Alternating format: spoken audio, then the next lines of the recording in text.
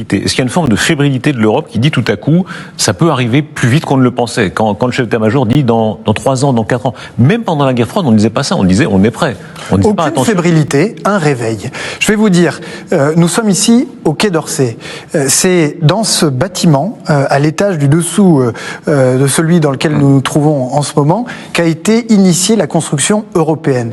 1 an après la signature du traité de l'OTAN. C'est-à-dire qu'il y a 75-76 ans, nous nous sommes dotés de systèmes de solidarité parce que nous avons considéré qu'unis nous étions plus forts et que nous allions dissuader les menaces. Et tout ça nous a garanti 8 décennies de paix.